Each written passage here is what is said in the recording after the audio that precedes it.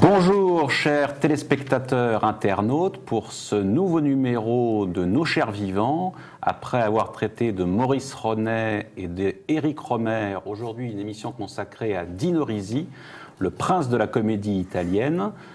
Nous allons pendant 52 minutes tenter d'évoquer ce metteur en scène décédé maintenant depuis quelques années et qui compte plus d'une cinquantaine de films à son actif.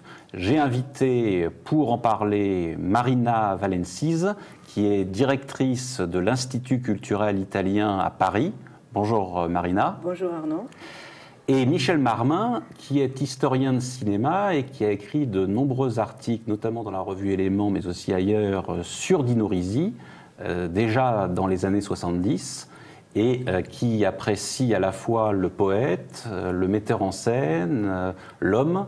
Et tout cela est réuni dans une somme qui vient de paraître aux éditions Bernard de Fallois, Âge d'homme, Mes monstres, Mémoire de Dino Risi, qui est une série d'historiettes, d'anecdotes, d'histoires à la fois réelles et fictives ou racontées par des amis à Dino Risi, qui aurait pu servir en quelque sorte de sketch pour les films de Dino Risi, mais qu'il n'a pas évidemment mis en scène. Alors, première question que j'ai envie de vous poser, Marina et Michel Marmin, quels sont les films de Dino Risi qui ont évoqué chez vous le plus d'intérêt et ceux qui vous ont, comme ça, spontanément, le plus marqué dans les décennies qui nous précèdent? Marina. Sans doute Il Sorpasso.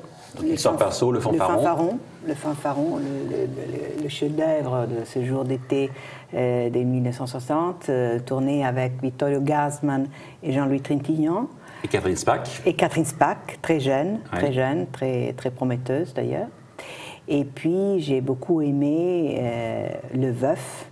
Oui. Et j'ai beaucoup aimé avec Alberto Sordi et Franca Valeri, qui est une immense artiste, encore vivante, toujours vivante, une comédienne de théâtre. Oui. Et puis j'ai beaucoup aimé, et je pense que c'est un grand chef-d'œuvre à sa manière, La vita difficile, La vie difficile, qui est un des premiers films de Alberto Sordi dans les rôles d'un partisan. Film de 1961. 61, tourné à Rome, tourné dans le nord de l'Italie, avec une histoire assez compliquée. L'histoire donc de ce partisan qui tombe amoureuse d'une fille qui lui sauve la vie, qui s'avère être Léa Massari. Et ensemble, ils partent à la recherche d'une vie meilleure dans la Rome de l'après-guerre.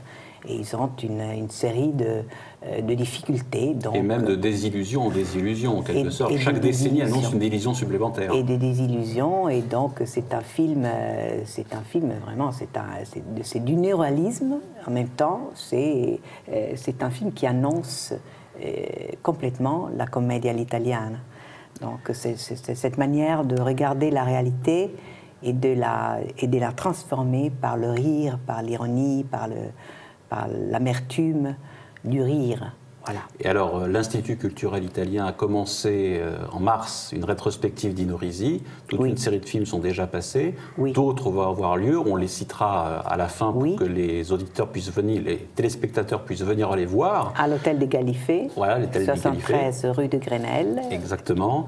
Et il y a déjà eu certains films qui sont passés, comme L'homme au sans visage et d'autres. Mais enfin, nous en parlerons après, si vous voulez bien. Volontiers. Michel Marmin, même chose, un peu spontanément, comme ça, à brûle pour point. Quels sont les films qui vous ont marqué dans la filmographie risienne?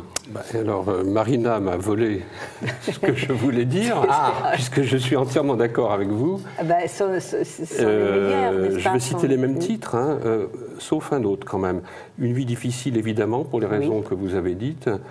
Le fanfaron, bien entendu, qui est un chef-d'œuvre incomparable et qui n'a pas une ride, on peut le voir 10 fois. On découvre d'ailleurs des choses nouvelles à chaque fois. Complètement. Alors, je dirais les monstres aussi. Ouais. Les monstres et Une poule, un train et quelques monstres, qui ont l'intérêt de montrer l'art de Risi de raconter des histoires très courtes, mais ça on y reviendra peut-être. Dans un cas d'ailleurs, les monstres qui est le seul. Hein. Et dans l'autre, des petites histoires. Oui, enfin ça revient au même, qui sont encore plus courtes d'ailleurs. Sinon, j'ajouterais Au nom du peuple italien, qui pour moi est un très grand film. Un très beau film, oui. On ne peut pas dire que c'est un film politique, mais c'est un film sur la politique qui est très très fort, très désespéré d'ailleurs. D'ailleurs, Dino Risi, cinéaste comique, est surtout un cinéaste très noir. En fait. Oui. Une vision du monde et de l'humanité très, très sombre. Très sombre. Avec Gassman et Tognazzi. Alors le film est avec Gassman et Tognazzi, effectivement. Sombre, mais qui se rachète complètement par l'ironie, par l'art du rire. Ah oui, mais il est sombre comme les grands moralistes du grand siècle sont sombres. Un Bossuet n'est pas gai. On est un peu dans cet univers. Sans l'aspect évidemment théologique qu'il peut y avoir chez les grands classiques. Bien sûr. Mais c'est quand même très très noir. Et je pense que ces poèmes, on en parlait un peu avant l'émission, le montrent bien. Là aussi, il y a un sourire toujours, mais c'est un sourire avec derrière plein de désespoir finalement, voire d'aigreur effectivement. Alors, quelques repères pour que les internautes, téléspectateurs connaissent un petit peu Dino Risi.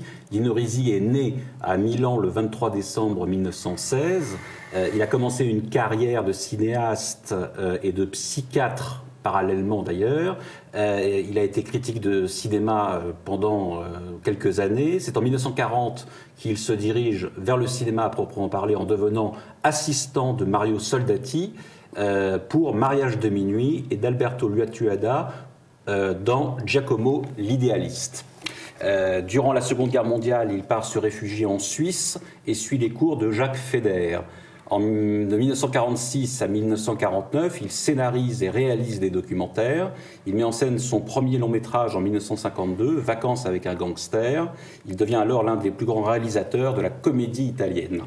Il devient, on lui doit notamment Pauvre mais beau en 1957, Le Veuf en 1959, et plus bouleversant encore, on l'a cité jusqu'à maintenant évidemment, le film en 1961, Une vie difficile avec Alberto Sordi et Léa Massari. Ami de Vittorio Gassman, il réalisera avec lui 3 chefs-d'œuvre au moins. Le Fanfaron, on l'a cité en 1962. Le film à sketch que Michel Marmin a cité également, Les Monstres, en 1963. Et Parfum de femme, en 1974. Il faut y ajouter de très bons films comme Les Nouveaux Monstres, en 1978. Au nom du peuple italien, qu'on a cité en 1971. Cher Papa, en 1979. Et un de ses derniers chefs-d'œuvre, qui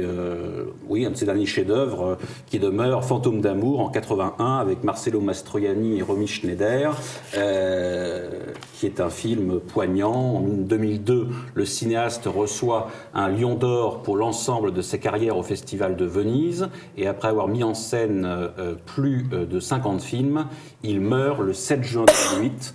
Il est le père de Marco Risi, lui aussi réalisateur de films.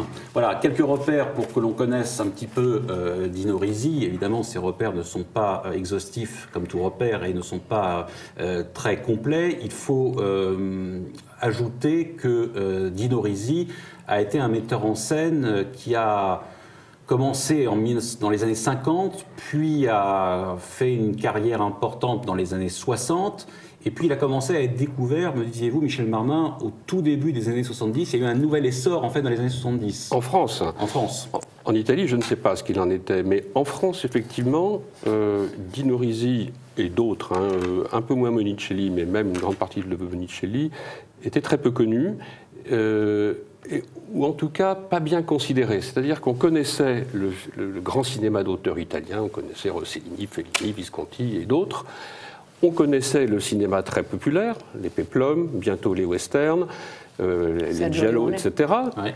Mais entre les deux, il y avait cette comédie à l'italienne qu'on ne savait pas très bien si c'était des auteurs, si c'était de simples réalisateurs.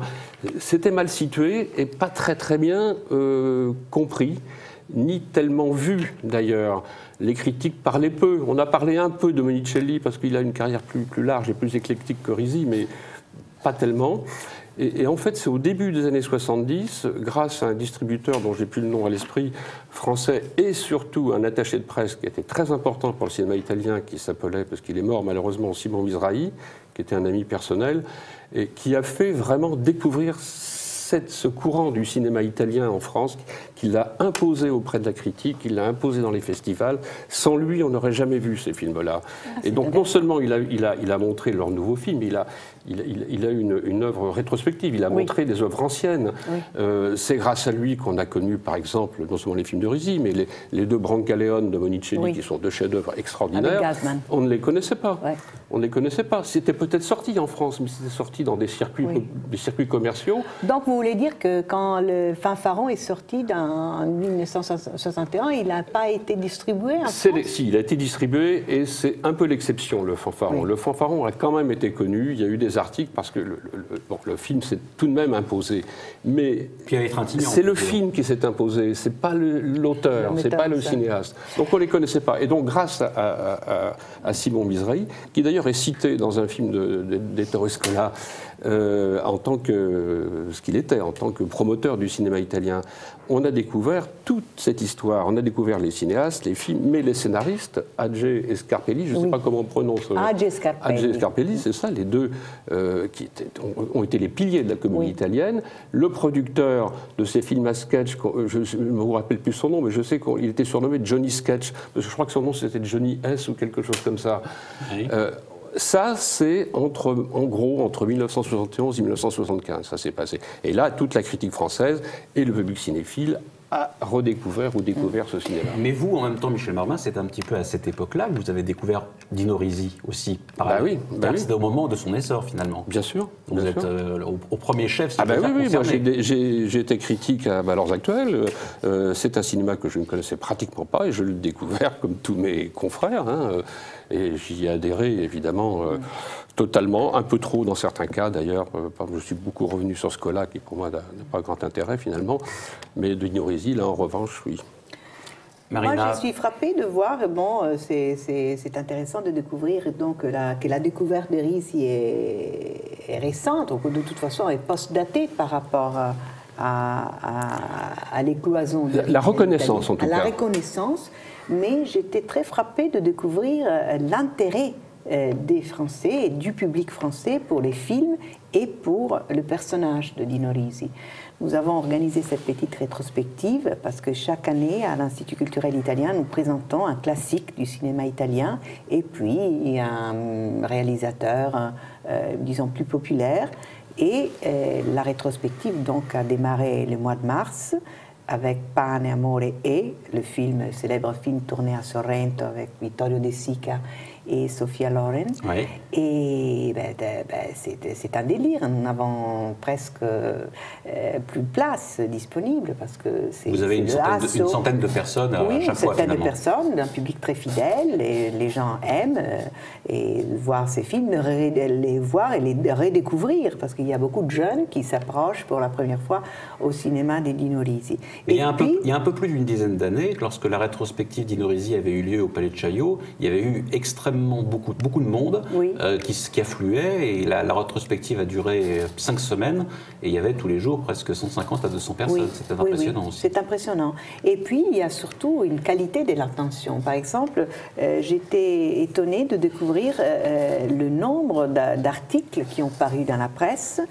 pour commenter la traduction des mémoires de Dino Risi chez Bernard de Palois. Mes monstres. Mes monstres. En référence au film Les monstres. Les monstres, le même titre en Italie.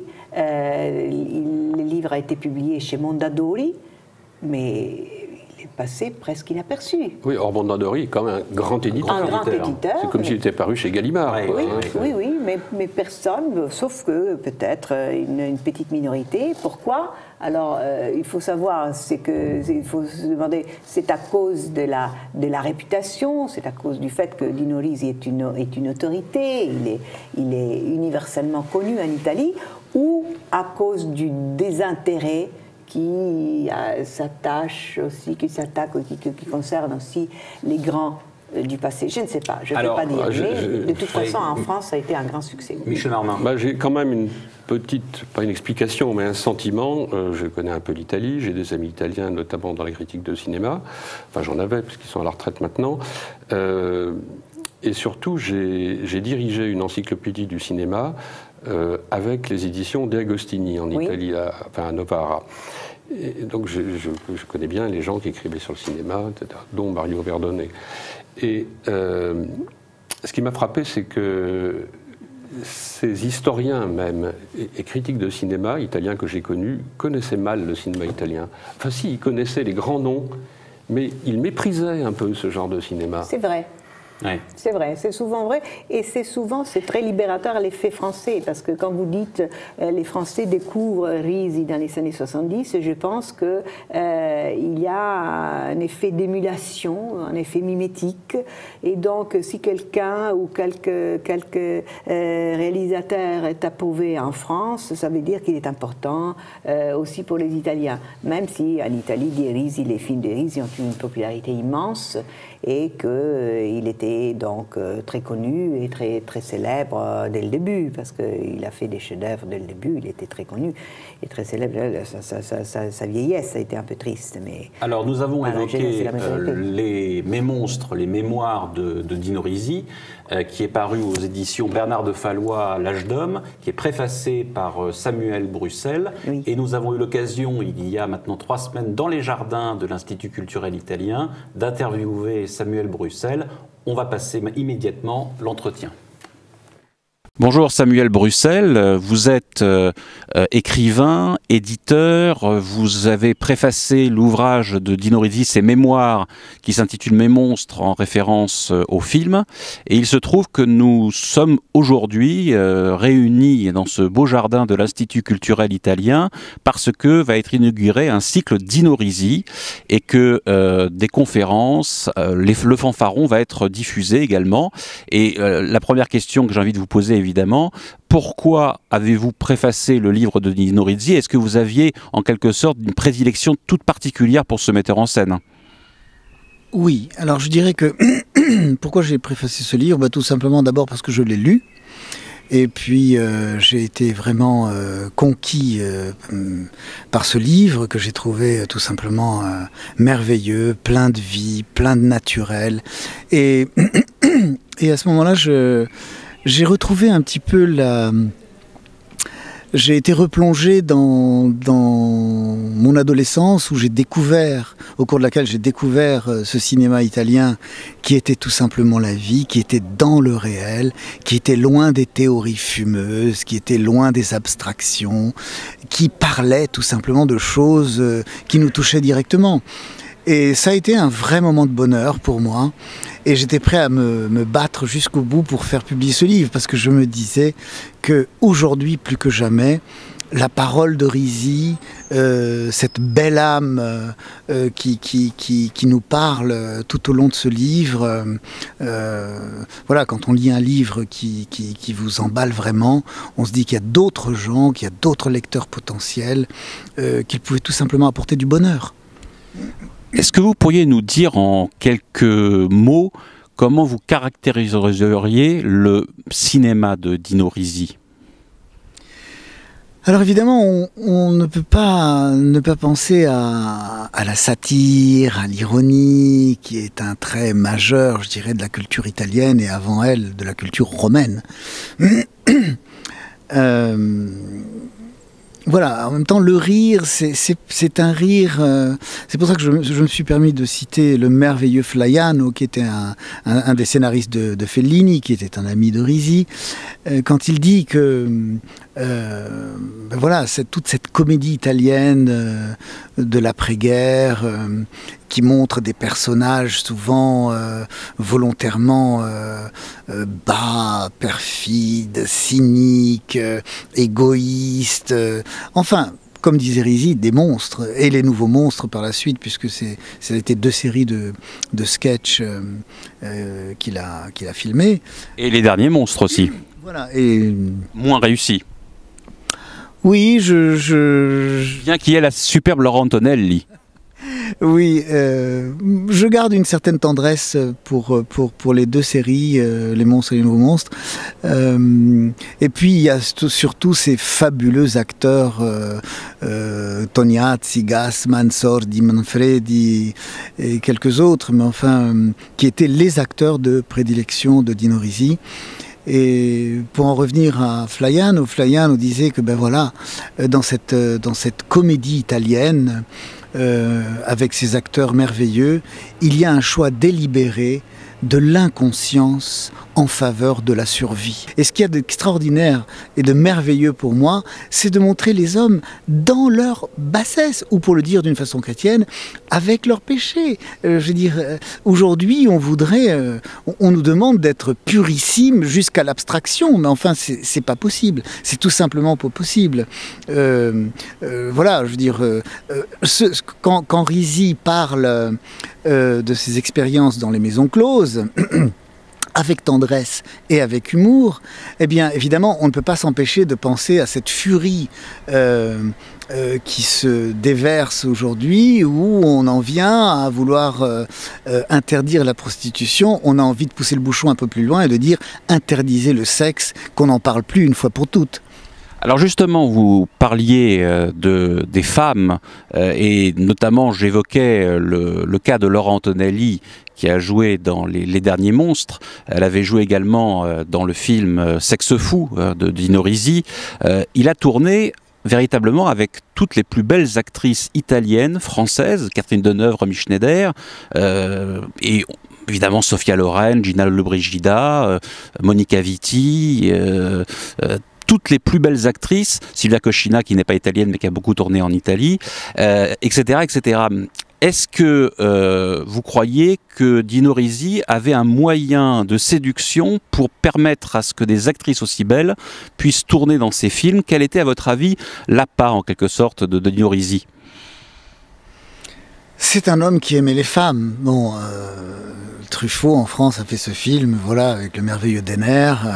C'est un homme qui aimait les femmes, et il y a quelque chose, bien entendu, d'un peu vantard dans ses pages, mais au fond, il y a toujours la tendresse qui passe, et il y a toujours l'amitié aussi, je dirais, envers les femmes, ce qui fait que bon, on ne peut pas le caricaturer comme un carnassier, voilà, sexuel.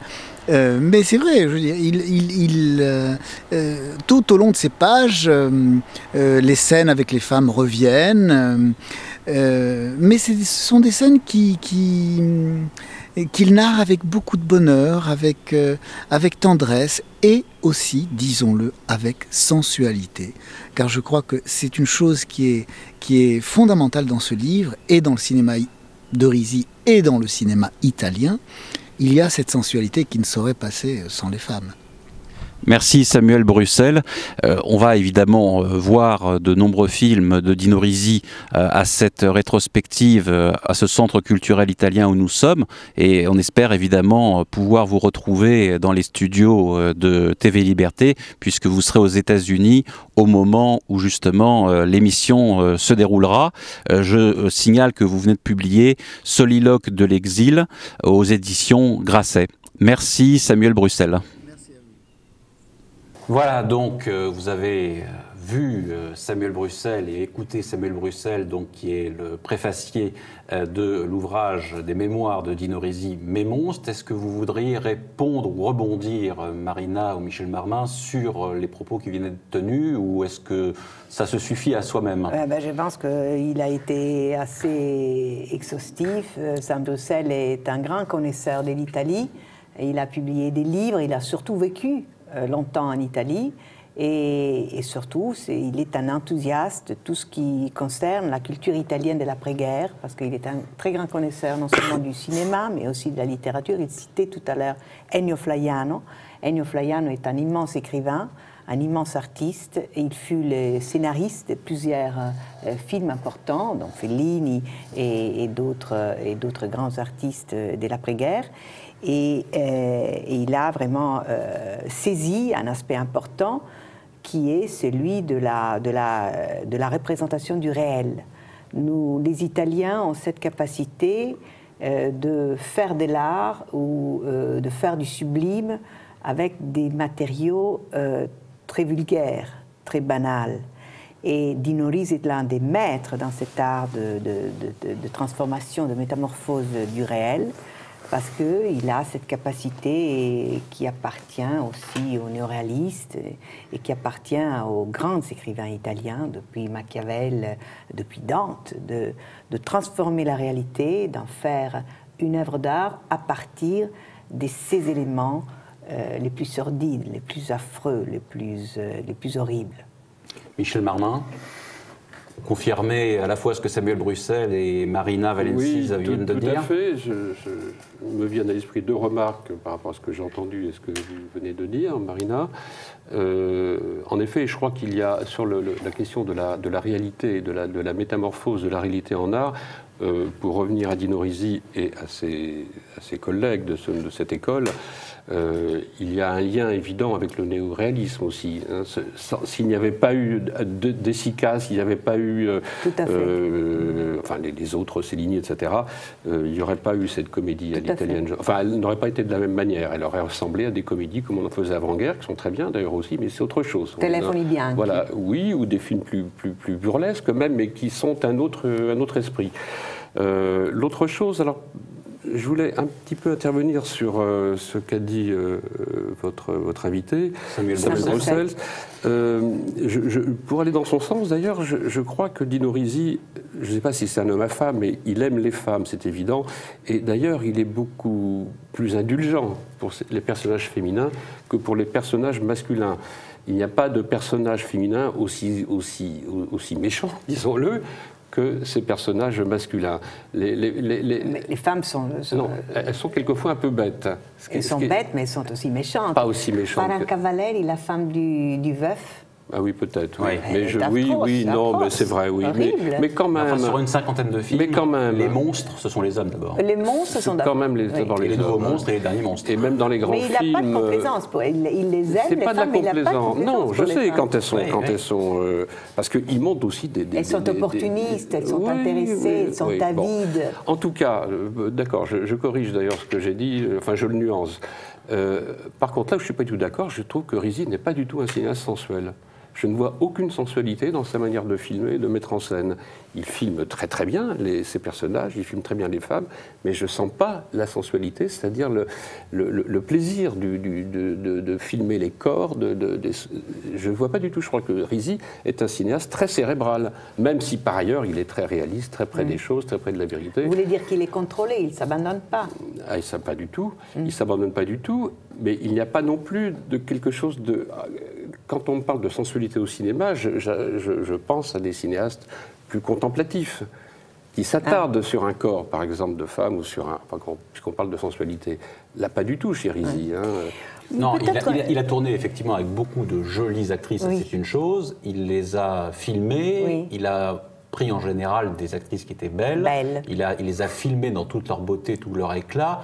Peut-être que c'est ça que voulait dire simplement et prosaïquement Samuel Bruxelles. Oui, mais non, pas la sensualité au sens fort du terme. De la contemplation. J'irais plus loin que ça, parce que Risi, et c'est à mon avis ce qui fait sa grandeur, sa force, c'est que, je répète, c'est un cinéaste, à mon avis, cérébral, qui conceptualise beaucoup, d'où le caractère très construit de sa mise en scène. Contrairement à un Monicelli, qui a le génie de mettre devant la caméra des choses merveilleuses, mais qui les filme comme il peut, enfin, sans trop réfléchir.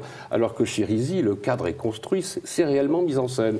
Et dans ce courant de la comédie italienne, c'est à mon avis, c'est le plus grand et le vrai metteur en scène.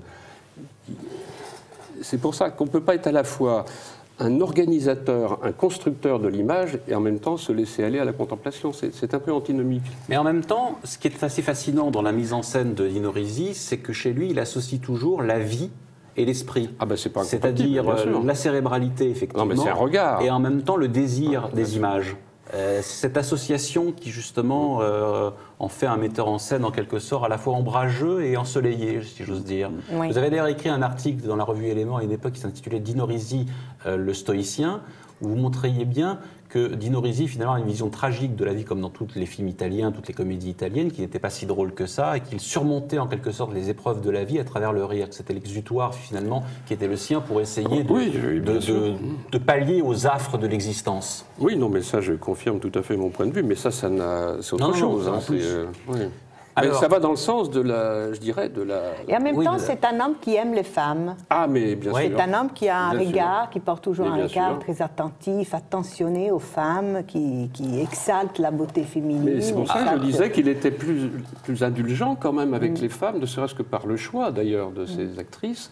Il a pris des actrices toujours très jolies, très agréables. Quand on voit Parfum de femme, Agostina Belli, par exemple, est rendue à toute sa beauté, mais aussi à toute sa simplicité, à sa bonté. Enfin, il y a une véritable empathie du metteur en scène, y compris d'ailleurs pour l'aveugle, d'ailleurs qu'on trouve au départ un petit peu acariâtre et un peu violent, puis on s'aperçoit qu'il est bouleversant, comme l'actrice elle-même. Mais prenez par exemple Le Veuf, ou prenez par exemple La Vita difficile, une vie difficile, il y a des femmes. Ça, c'est vrai que Léa Massari est pas la mère vous vous souvenez, la mère de Léa Massari, qui ne veut pas que la fille épouse ce spiantato, ce partisan sans désargenté, et sont des femmes très... De toute façon, Dino Risi n'est pas un metteur en scène à système, donc on peut trouver dans ses films mais bien entendu, beaucoup de choses. Bien entendu, et d'ailleurs une vie difficile qu'on ne cessera de citer, parce que c'est on va d'ailleurs en parler. Mais n'est pas un des films les plus caractéristiques de Risi non plus. C'est vrai. Non. Alors, est-ce qu'on pourrait dire d'ailleurs qu'une vie difficile, qui sort en 1961 sur les écrans parisiens et sur les écrans français en général, qui est un drame, avec quelques éléments de comédie d'ailleurs dans le film, peut-on dire que c'est le premier chef-d'œuvre de Dino Risi ? Même s'il y a Le Veuf, Pauvre mais beau avant. Mais est-ce qu'on peut considérer que c'est le premier chef-d'œuvre de Dino Risi, ou est-ce que ça vous paraît tout à fait subjectif ? Non, moi je crois aussi. Enfin, je suis de cet avis. Je ne l'ai pas tous vus et surtout revus. Mais pour moi, c'est le premier. Oui, c'est le premier. Alors justement, on va regarder tout de suite un extrait d'une vie difficile avec Alberto Sordi et Léa Massari. Vogliamo rompere questo silenzio? Questo mutismo con gli occhi di fuori? Elena, vuoi l'automobili? Vuoi gli appartamenti? Vuoi le pellicce? Ma che appartamenti e pellicce? Sono 3 anni che vado in giro con le stesse scarpe di sughero. E allora non ti tenere il magone dentro, sii sincera con me, perché io lo so quello che devo fare, io lo so che non devo accettare, ma voglio sapere da te quello che pensi. Se lo vuoi sapere, io non riesco a capire perché non puoi accettare. E allora guarda, se non l'hai capito fino adesso, Elena, non lo capirai più, sono 3 anni che viviamo insieme. Sta attento, Silvio, ricordati che quelli sono potenti. Ora scappano in Svizzera, ma se vincono le elezioni ritornano inveleniti e si vendicano, sai. Facciano pure, sono loro che hanno qualcosa da perdere. Io che c'ho da perdere, non c'ho niente. Ma senti che incosciente. Ma te ne sei dimenticato che non sei più solo, che hai una famiglia, che aspettiamo un bambino fra poco. Ah, con sto bambino, Elena! Me lo avete fatto diventare antipatico prima di nascere. Beh, siccome deve nascere, quando prendi una decisione pensa prima di tutto a lui. Senti, Elena, io i bambini li amo, ma se questi bambini mi devono costringere a commettere un'azione immorale contraria alle mie idee, sai che ti dico? Io non li voglio. È meglio non farli. Che vuoi dire? E che voglio dire, Elena? Se tu fossi una donna un po' più istruita e più moderna, sapresti che ci sono dei paesi civili come la Svezia, la Finlandia, dove la donna che non può mantenere un figlio, sai che fa? Fa in modo di non averlo. E la legge è dalla sua. La vedi questa bottiglia? Se non la smetti con questi discorsi te la rompo sulla testa. Elena, non hai capito? Ho capito benissimo, invece. E se con le tue idee vuoi rovinare la vita mia e quella del figlio che deve nascere, fa pure di testa tua. Buonanotte. Elena. Io me ne vado a dormire. Voilà donc Une vie difficile avec Alberto Sordi et Léa Massari, film de Dino Risi, film qui d'ailleurs va passer à la rétrospective Dino Risi à l'Institut culturel italien. Ce sera le dernier film, je crois, qui fermera en quelque sorte, qui clôturera cette rétrospective. C'est un film dont vous avez parlé tout à l'heure, Marina. Non, il va pas terminer la rétrospective parce que c'est le film, un programme en mars, le 20 mars. Ah, le 20 mars. Et la rétrospective va continuer en juin. Le 20 mai et la rétrospective va continuer en juin. D'accord. Voilà. Mais on ne connaît pas encore forcément tous les films qui vont passer après à l'Institut culturel au mois de juin et juillet. Donc je peux vous annoncer que lundi 28, vous pourrez voir Le Veuf. Alors attendez, répétons les dates exactes. Donc lundi 28 avril à 19h30, vous verrez Les Veufs. Et le mercredi 7 mai et le mardi 7 mai, le mardi 20 mai, vous verrez Sous les signes de Vénus. Avec Sophie Loren. La vie difficile. Donc la vie difficile, c'est les 20 mai à l'Institut culturel. Et en juin, vous aurez deux séances, le 3 juin, Au nom du peuple italien. Et le mardi 17 juin, Giovedì, jeudi. Très bien. Voilà. Alors, on va sans plus attendre écouter Enrico Venzina, interviewé lui aussi dans les jardins de l'Institut culturel italien. Enrico Venzina qui a connu Dino Risi, qui a scénarisé certains de ses films et qui a même scénarisé d'ailleurs une centaine de films en Italie. Enrico Venzina, je l'interviewais il y a 3 semaines. Enrico Venzina, bonjour. Vous êtes scénariste en Italie, vous avez scénarisé une centaine de films, ce qui n'est pas rien. Vous êtes producteur et vous avez été également l'ami de Dino Risi avec lequel vous avez tourné 3 films. Est-ce que vous pourriez nous dire pourquoi vous allez dans quelques minutes à l'Institut culturel italien donner cette conférence sur Dino Risi et qu'est-ce qui vous semble marquer le plus la personnalité cinématographique de Dino Risi ? Eh bien, c'est un grand honneur pour moi d'être ici à Paris pour parler de Dino. Dino a été un grand metteur en scène, un homme extraordinaire, un grand ami. Avoir la possibilité de venir ici raconter sa personnalité plus profonde, plus privée, est un privilège que j'ai eu en étant l'ami de famille. Mon père était un grand ami de Dino, on a vécu pratiquement toute la vie ensemble. Et le jour où mon père est mort, dans l'église, Dino s'est approché et en mettant une légère main sur l'épaule, m'a dit « Est-ce que tu veux que je fasse le presque papa maintenant ?» Et il l'a fait. Donc c'était avec une certaine émotion que je vais raconter Dino. Et puis, naturellement, j'ai fait le cinéma. On a fait une petite partie de son cinéma, la moins importante, vers la fin de sa vie. Mais on a vécu ensemble, je crois, de pouvoir célébrer dans une ville qu'il a aimé beaucoup. Dino a été un peu méconnu. Moi, j'ai eu la chance de connaître, quand j'étais jeune, un metteur en scène français qui s'appelait Pascal Thomas, que nous avons reçu d'ailleurs à TV Liberté. Et avec Tavernier, les deux ont compris l'importance de la comédie à l'italienne. Et c'est grâce à eux que la comédie italienne a repris de l'élan en Italie, parce qu'en Italie, elle était méconnue. Donc la France a représenté une partie très importante de la carrière de Dino. C'est les grands succès en France qui l'ont rendu mémorable même en Italie. L'Italie était un peu soupçonnée. L'Italie soupçonne toujours les gens qui font des trucs drôles. Et c'est la France qui lui a mis une petite couronne sur la tête. Et je crois que Risi méritait cette couronne, parce que si nous regardons maintenant seulement les titres de ces films, c'est vraiment il a galopé dans l'intelligence, dans la légèreté, et même un peu dans la méchanceté parfois. Et il a représenté le vrai esprit, je crois, de la comédie italienne. Je crois que la comédie italienne, disait Hadj et Scarpelli, les deux grands scénaristes italiens, en réalité, il y en a une quinzaine de vrais films. Et selon moi, le plus important, c'est Le Fanfaron. Le film est fait de petites choses. Une été, 2 amis, une voiture, et il y a le sens de la vie. Donc ça, c'est pas facile, hein. Est-ce qu'en tant que scénariste, puisque vous avez quand même écrit une centaine de films en Italie, est-ce que vous vous êtes inspiré des films de Dino Risi ? Je crois que tous les auteurs qui, dans la tradition qui suit la grande comédie italienne, ont essayé de maintenir en vie ce genre.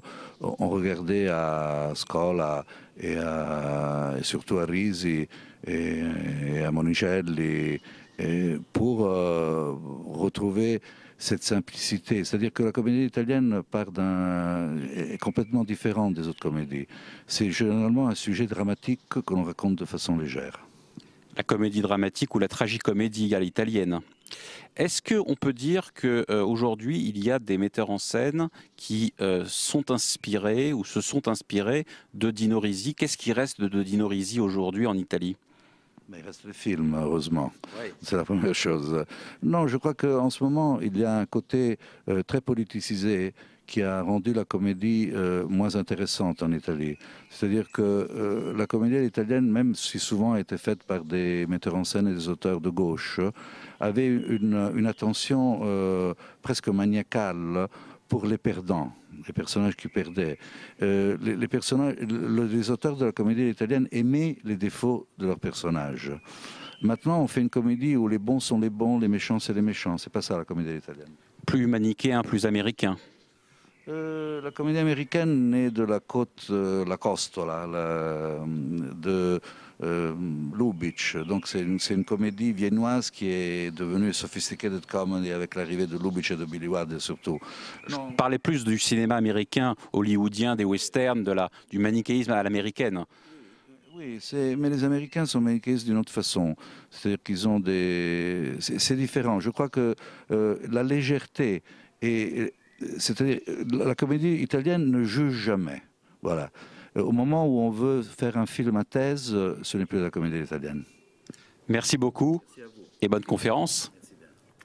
Voilà, donc Enrico Vanzina, qui est scénariste, producteur, qui a été l'ami de Dino Risi et que j'ai eu l'occasion, dans les jardins de l'Institut culturel italien, d'interviewer voici 3 semaines. C'est une personnalité très connue en Italie, mais très peu connue en France. Et oui, il est peu connu en France, ainsi que son film, son cinéma, ses films et son cinéma. Il travaille d'habitude avec son frère, Carlo, qui est le réalisateur. Et ils produisent un film par an, donc ils ont une production assez importante, mais le public français ne les connaît pas parce que je pense qu'il y a un problème de distribution. Leurs films peut-être seront appréciés dans les années 30 ou les années 20. Et comme Risi l'a été dans les années 70, alors qu'il a commencé à tourner dans les années 50. Je pense qu'il serait intéressant de les mieux connaître parce qu'ils font un cinéma très populaire et aussi très standardisé. C'est-à-dire qu'ils travaillent sur les scénarios, ils travaillent énormément sur la narration, sur la mise en scène, et d'une façon très industrielle. Et d'ailleurs, leur cinéma est un phénomène de société parce que ils ont beaucoup de succès sur le plan commercial, et c'est peut-être la raison pour laquelle ils ne sont pas distribués en France. Et surtout, ils sont devenus, dans les dernières années, dans les 20 dernières années, des espèces de points de repère. Tous les Italiens savent par cœur certaines boutades, certaines lignes de leurs films. Les personnages de leurs films font partie de notre vie quotidienne. Alors revenons à Dino Risi. Après Une vie difficile, il y a 2-3 films qu'on ne peut pas s'empêcher de citer, qui sont très représentatifs du cinéma de Dino Risi. Le Fanfaron, évidemment, qui est un des films les plus connus et l'un des meilleurs de Dino Risi. Les Monstres, évidemment, que vous avez évoqué tout à l'heure, Michel Marmin. Et puis un film peut-être un peu moins cité, qui est aussi un grand film, Au nom du peuple italien, en 1971. Là, on a affaire vraiment à la quintessence du cinéma de Dino Risi, Michel Marmin. C'est-à-dire à la fois la comédie et en même temps la tragédie à l'intérieur de la comédie, le non-jugement et parfois le jugement aussi. C'est un film un peu déstabilisant pour des Français, il faut bien le dire. Oui, tout à fait, parce que c'est le seul film réellement politique de Dino Risi, enfin je crois. Au nom du peuple italien. Au nom du peuple italien, mais c'est un film politique, je dirais anti-politique. Oui. En tout cas, c'est un film qui montre à quelle dérive peut mener la passion idéologique. Et alors c'est assez étrange parce que Dino Risi, à l'époque, est un cinéaste impossible à classer d'ailleurs, mais de sensibilité plutôt de gauche, bien que ça ne veuille pas dire grand-chose par rapport à son cinéma, parce que son cinéma a quelque chose de classique. C'est comme si on disait est-ce que Molière est de gauche ou de droite, ça n'a aucun sens. Chez Risi, c'est un peu ça, mais enfin disons, sa sensibilité est plutôt de gauche, il le montre d'ailleurs dans Une vie difficile, dont on a vu un extrait, et là, il montre un juge de gauche qui, poussé inconsciemment par sa passion idéologique, c'est-à-dire de haine de la classe dirigeante qui est représentée par Vittorio Gassman, personnage absolument imbuvable, c'est le fanfaron, la puissance 1000, Et un odieux capitalo-fasciste, on pourrait dire. Tout ce qu'on veut, et qui l'accuse, et qu'il croit sincèrement qu'il est coupable d'un viol et d'assassinat d'une enfant. En fait, il est innocent. Ouais. Et lorsque le juge, joué par Ugo Tognazzi, découvre les preuves de son innocence, il les jette. Et le film s'arrête là-dessus. C'est absolument terrible. Alors c'est un peu inspiré d'un fait divers français, d'ailleurs, où les choses s'étaient passées un peu comme ça. Mais c'est un film... c'est un film contre la passion idéologique. Contre la passion idéologique, contre l'aliénation idéologique et totalitaire. Et l'aliénation tout court, parce que par ailleurs, il montre de façon très cruelle d'ailleurs, parce que la fin du film se passe pendant un match de Coupe du Monde de football, je crois, où l'Italie, je suppose, a gagné.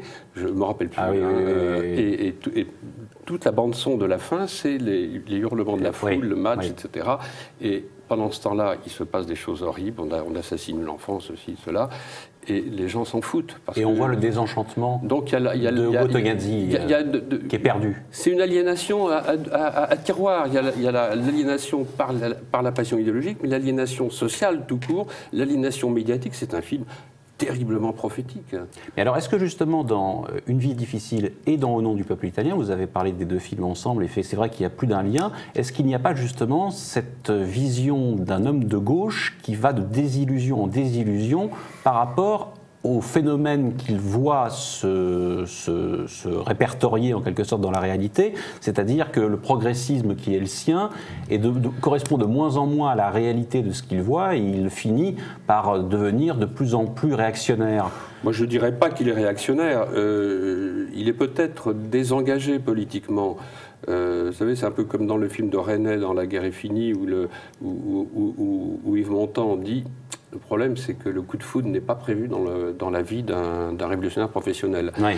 Il y a un peu de ça chez Rizzi. Une vie difficile, d'abord, Une vie difficile est un film optimiste, malgré tout. Il ne faut pas l'oublier. C'est le seul film optimiste de Nino Rizzi, en ce sens où le héros qui lutte se rachète et ça se termine par une victoire sur lui-même, sur sa lâcheté et sur les autres et sur ceux qui l'écrasent. Il y a une scène sublime, dans la piscine, extraordinaire. La piscine, Cecchi-Gori. Voilà, extraordinaire. Toute une vie d'humiliation. Au nom du peuple italien, c'est assez terrifiant quand même. Hein. Oui. Alors évidemment, Dino Rizzi s'est toujours méfié précisément des idéologies politiques qui ont pu exister chez certains metteurs en scène italiens qui étaient plutôt situés à gauche, et peut-être a-t-il été rejeté progressivement par une partie de l'intelligentsia italienne au fur et à mesure, parce qu'il était de plus en plus, sinon de droite, en tout cas à droite. En tout cas en rejetant la gauche et la droite, alors que beaucoup de gens de gauche, notamment Ettore Scola, dont il disait qu'il appartenait à l'église de gauche, étaient, eux, très engagés. Et lui n'était pas véritablement engagé. Il était anti-idéologique. C'était un homme qui ne croyait pas aux idées. C'était un homme qui croyait aux hommes. C'était un moraliste. Il voyait les gens, il voyait les choses. C'est la bruyère. Il observe, il voit les horreurs, il voit les choses drôles, il voit les accidents il voit tout, mais il ne juge pas. Alors de la même façon que dans Au nom du peuple italien, il y a une sorte de renversement des rôles de Tognazzi et de Gassman, l'un qui apparaît sympathique au début et qui s'avérera plutôt antipathique à la fin, et vice-versa, l'un qui paraîtra antipathique au début et qui paraîtra sympathique à la fin. On a également dans Le Fanfaron un exemple de renversement aussi des rôles d'une certaine façon, avec Gassman et Trintignant, où les deux personnages finalement ne sont pas exactement ce que l'on croit qu'ils sont. Alors on va voir tout de suite évidemment une bande-annonce, ou un extrait en tout cas, du Fanfaron. Tra mezz'ora siamo a Civitavecchia, ci facciamo una bella zuppa di pesce, alle 5 stai di nuovo a casa, fino a stasera, a voglia. Non fa niente, guardi, mi riporti indietro. Ma no, andiamo da Ernestino al 13° chilometro. È lontano, io scendo. Ma che è lontano? 4 minuti di macchina, scommetto. Guarda come dondolo. Sono nelle mani di un pazzo. Con le gambe d'angolo. Hai avuto paura? No, guida bene lei. Vai, cavolina! Attenzione! Forza la Vespa! Vai a spinta! Beveriamo i cavalli. Roberto, aspetta al bar. Dimmi una cosa, ma tu con quella ci hai parlato mai? Una volta sola all'università. Una volta? Oh, ma io a te mica ti capisco. E qua, io per le donne sono come un cane da tartufo. Hello, darling! Per la destra da guardare. A me? E come no? Sono qui per puro caso. Tra qualche settimana avrò gli esami e dovrei già essere a casa a studiare il diritto amministrativo. Che fa lei qui? Bravo, così mi piaci. Quando ridi mi stai più simpatico. Ma robe che te frega delle tristezze. Piacere. Piacere. Dai, levati sta maschera. So che gli è successo, è un avvocato, una persona seria. Quanti chilometri sono da qui a Viareggio? Hai telefonato a Valerio? Bravo, è così che mi piace. Senti, vabbè, che ne dici? Ci prendiamo a Calafuria, ti faccio mangiare una zuppa di pesce da impazzire. Ho passato con te i 2 giorni più belli della mia vita. Davvero.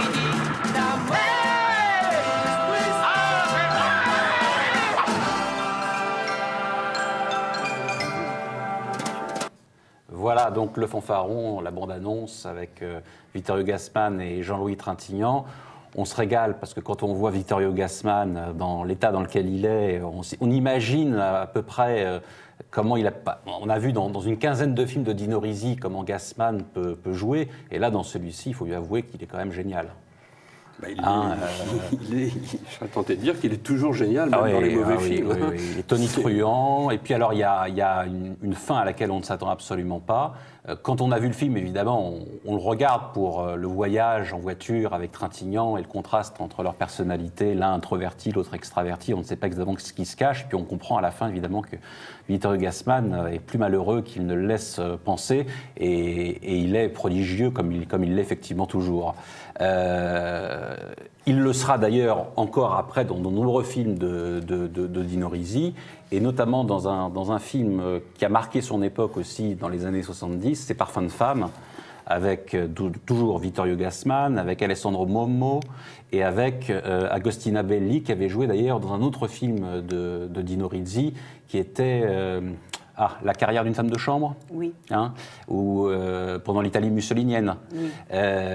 Film d'ailleurs qui, on ne peut pas dire que c'est un des meilleurs Risi. C'est un film plus banal, plus conventionnel. Parfum de femme, c'est aussi donc un film qui a été récompensé, qui a été beaucoup vu à l'époque, qui a été critiqué. Et vous, Michel Martin, quand vous étiez critique de cinéma à l'époque, dans les années 70, c'est un film qui a beaucoup compté, j'imagine. Oui, c'est un film qui a beaucoup compté. Dans ma petite carrière de critique, c'est le premier film de Risi sur lequel je me suis vraiment penché, sur lequel j'ai écrit. Ouais. Je suis un peu revenu, je dois dire, sur ce film, qui est génial par bien des côtés, mais en le revoyant plusieurs fois, d'abord je le trouve un petit peu ennuyeux. Je trouve que le voyage à travers l'Italie avec cet officier aveugle et cette jeune ordonnance est un peu lassant. Il y a des répliques qui sont formidables. Oui. Et la fin, évidemment, est très émouvante. Elle m'avait beaucoup plu à l'époque. Et je la trouve un peu fabriquée quand même. Ce retournement de situation où finalement le fanfaron est ramené à son humanité misérable. Et c'est un petit peu méchant, parce que comme il est aveugle, Risi n'est pas très gentil avec son personnage. Il le met en situation d'infériorité, alors qu'il avait réussi jusqu'alors à surmonter cet handicap par sa faconde, son autorité habituelle, très Gassman. Et je ne sais pas, le film me plaît moins. C'est un peu bancal peut-être. Oui, ce n'est pas l'un de mes Dino Risi préférés aujourd'hui en tout cas. Mais c'est vrai que la première fois j'étais très impressionné. Mais quand vous parlez du fanfaron, à dessein, justement, c'est-à-dire que c'est la transposition, à certains égards, du personnage du fanfaron en aveugle. Oh, ben oui, mais c'est... Gassman refait du Gassman, en fait.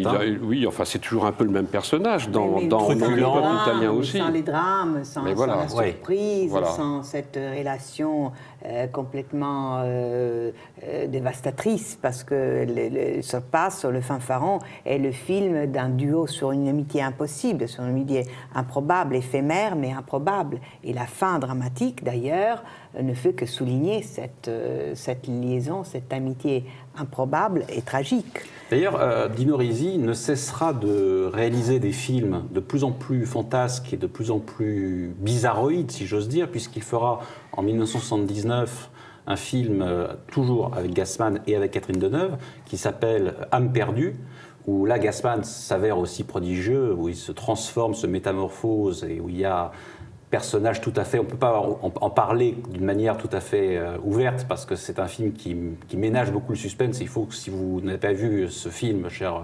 téléspectateurs, que vous le regardiez avec beaucoup d'intérêt. Mais on voit bien que Dino Risi a voulu toujours aller plus loin dans la surprise, en quelque sorte, du téléspectateur.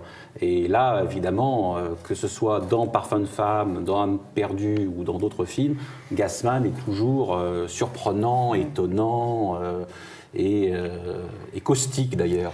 Il y a une chose que vous avez rappelée au début, oui. Arnaud, lorsque vous avez évoqué la vie de Risi, enfin, sa carrière, c'est qu'il était psychiatre. Oui. Et c'est pas par hasard quand même que son film est rempli de monstres qui souvent sont des fous. Oui. Et Gassman est génial parce que de façon paroxystique dans Âme perdue. Ben, évidemment, Gassman joue la folie de façon extrêmement troublante. À ma connaissance, aucun acteur au monde n'a joué la folie comme lui. Ah oui, non, il est génial. Et plus on avance dans sa carrière, effectivement, plus la folie prend dans l'œuvre de Risi. Avec plus ou moins de réussite, mais c'est vrai, Âme perdue, ça c'est évident. Mais même un film, alors là c'est pas Gassman, et un film qui est à mon avis complètement raté, mais qui est quand même intéressant, Le Fou de guerre. Ah oui, c'est quand même un film très intéressant, qui est pas qui n'est pas un très très bon Risi, mais qui est quand même du pur Dino Risi, parce que c'est quand même l'histoire d'un fou, d'un militaire fou, pendant la campagne de Libye, à qui toutes les choses lui échappent et il ne fait que connerie sur connerie de façon dramatique, et Coluche le fait pas mal. Oui. Coluche est pas mal dans Mais alors comment expliquer que Dino Risi ait fait Le Fou de guerre, et je crois juste avant, un véritable navet, Le Roi d'Agobert, avec Michel Serrault et Coluche aussi. Là, il a succombé, vous croyez, au commerce et à la production commerciale. Je pense, c'est un film... C'est incompréhensible dans sa filmographie, c'est atypique. Non. Alors on va juste regarder un petit extrait de Parfum de femme pour que vous voyez bien ce dont il s'agit et où Vittorio Gassman joue le rôle d'un aveugle. Avec des lièvres morts tout autour de lui. Ah oui, les scènes de chasse, qu'est-ce que je t'avais dit? Parfait, bon, maintenant tu peux aller te coucher. J'ai besoin de toi. Si ça se présente, je t'appellerai. Oui, monsieur. Comme tu le dis bien, hein, t'es bien né pour être larbin. Allez, va, gonzesse. Me casse pas les burnes. T'avises pas de ronfler. Petit con. Ouf. Il se fiche en pétard parce que je lui dis oui, monsieur. Qu'est-ce que ce serait si je lui disais va te faire mettre?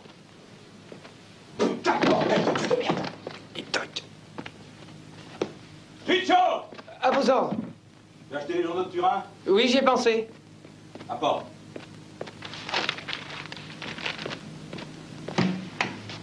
Voici les journaux, monsieur. Besoin d'autre chose? Une question. Comment veux-tu que je les lise, ces journaux? Ah oui, c'est vrai. Tu dois savoir lire, non? Un étudiant s'est instruit. Bien sûr. Qu'est-ce qu'il faut que je lise, alors? Surtout ni sport, ni fait divers. Je vous lis la politique? Dis pas de conneries. Non, je suis pas décoiffé. Non, pensez donc. Qu'est-ce que tu veux que j'en fasse de la politique? Est-ce qu'elle me garantit le grand chamboulement? Non, bon alors. Dis-moi plutôt les petites annonces. En général, ce sont les plus drôles. Commence par les annonces matrimoniales. Il code ça en dernière page d'habitude.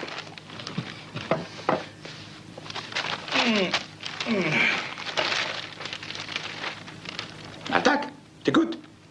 Grande femme de 39 ans, très politisée et sportive. Recherche employé banque, très affectueux, méridional, aimant les petits-enfants et catholique.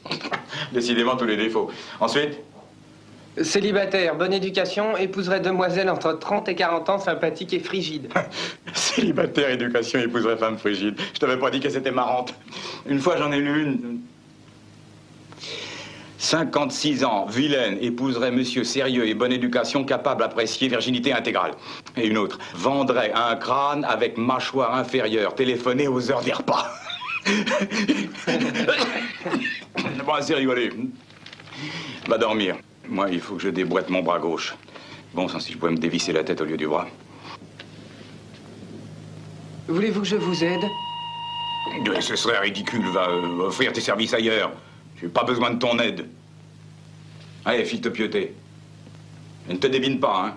Si je m'aperçois que tu sors, je te ferai coller au mitard pendant toute la durée de ton service militaire. Bien, monsieur. Réveille à 8 heures. Parfait, bonne nuit. Voilà, donc Parfum de femme. Après Parfum de femme, d'autres films, bien entendu, auront lieu. D'autres films seront réalisés par Dino Risi. Nous verrons Cher Papa, qui est un film toujours avec Gassman, Fantôme d'amour, que je citais tout à l'heure, et bien d'autres. J'ai envie, Marina et Michel Marmin, de vous demander en quelque sorte votre conclusion, parce que cela défile vite.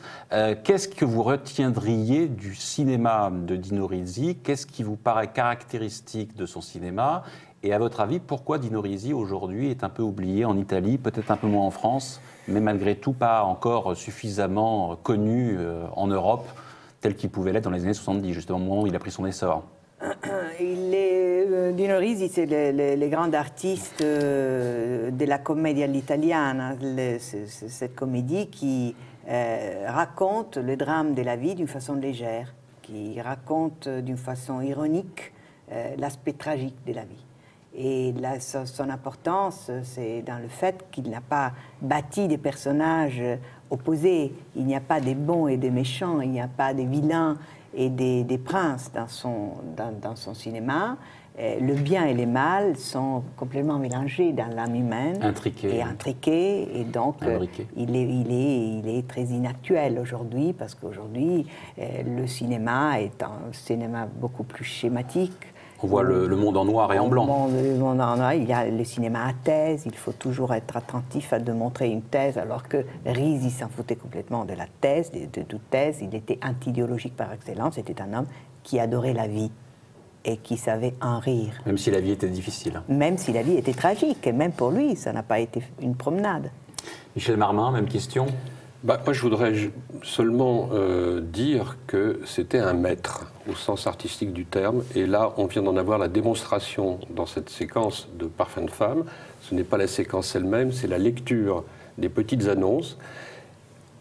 Une petite annonce, c'est 2 lignes, ça prend 23 secondes à lire, et c'est déjà un film de Dino Risi, avec une histoire complète, toute l'humanité est dedans. Voilà, ça c'est Dino Risi. Merci Marina, merci Michel Marmin. Nos chers vivants, c'est terminé, on se retrouve le mois prochain.